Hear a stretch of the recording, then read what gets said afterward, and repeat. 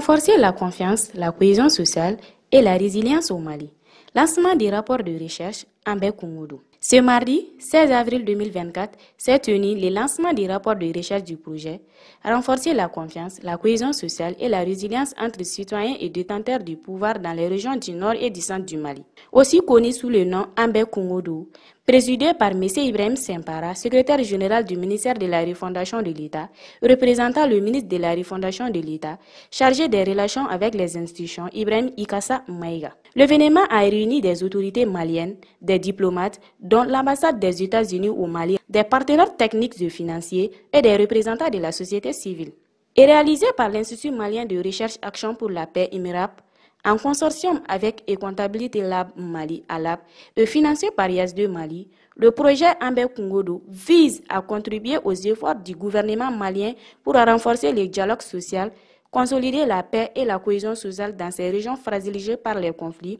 Les rapports identifient des pistes de solutions concrètes pour améliorer la gouvernance dans tous les secteurs, faciliter l'accès aux services publics pour tous et renforcer la collaboration entre les autorités, les citoyens et les organisations de la société civile. C'est un grand plaisir pour moi de présider la cérémonie d'ouverture de l'atelier national de lancement officiel du rapport de recherche du projet vers une gouvernance locale plus inclusive dans les régions du centre et du nord du Mali, défis et opportunités, dénommé Ambé Kungodo, que l'Institut malien de recherche Action pour la paix IMRAP publie ce matin. Au nom des plus hautes autorités de notre pays, sous le leadership de son Excellence le colonel Assimi Goïta, président de la transition chef de l'État, et du Premier ministre Dr Choguel Kogala Maïga,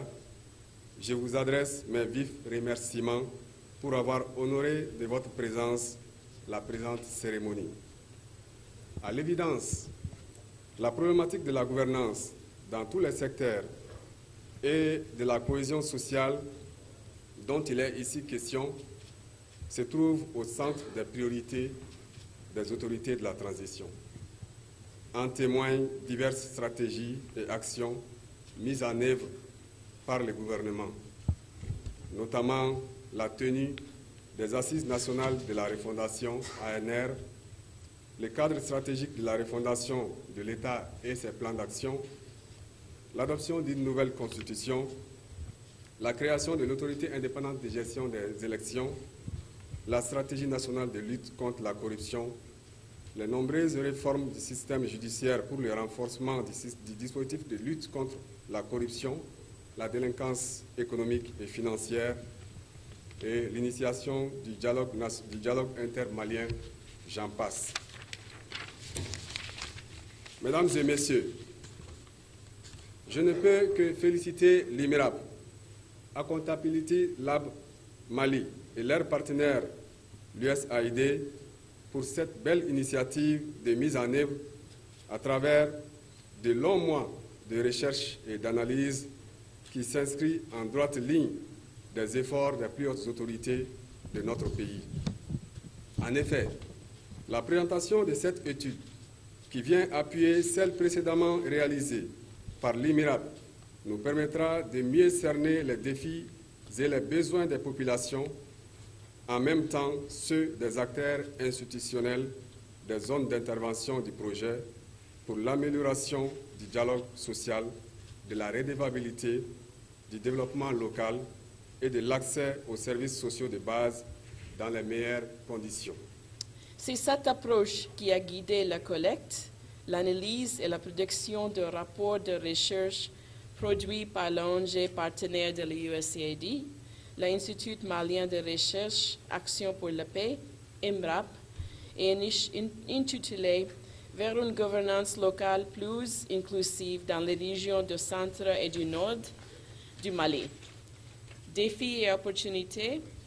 c'est la publication de ce rapport qui nous réunit tous ici aujourd'hui.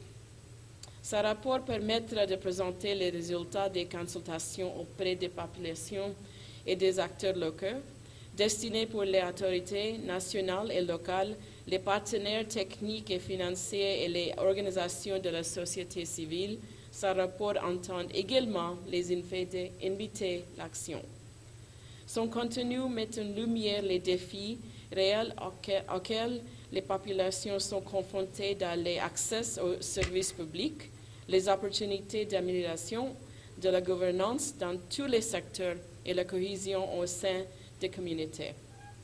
Il est souhaitable d'apporter une attention particulière aux échanges pour que chacun puisse contribuer à la réponse aux préoccupations des populations maliennes des zones consultées.